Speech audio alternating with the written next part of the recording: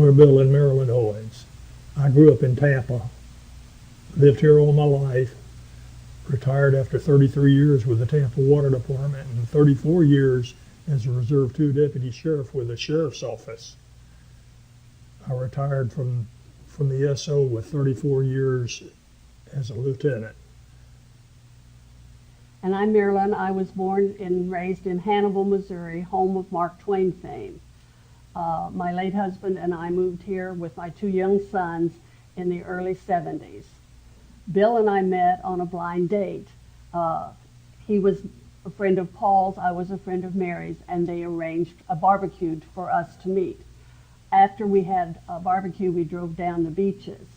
A brief courtship of about a week. He says we were going steady, and we married about 3 months later.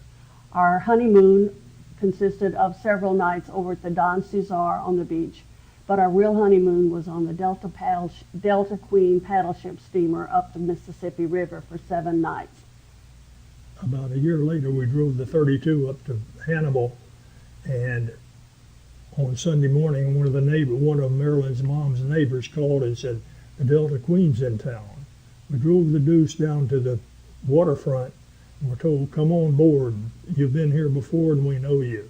We renewed some friendships with some of the crew members and drove through town. They had a ball. My first husband was in the boats, the upholstery for boats, and we did the boat for the Sonny Crockett Miami Vice boat. That's our big claim to fame. I have 2 sons, and they are both married. We have two grandsons and 1 granddaughter. All live in this area.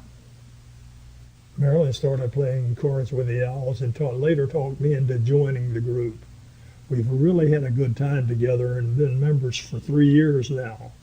We reconnected with a lot of old friends and made a lot of new friends. We've really had a good time with the Owls. They know how to have fun.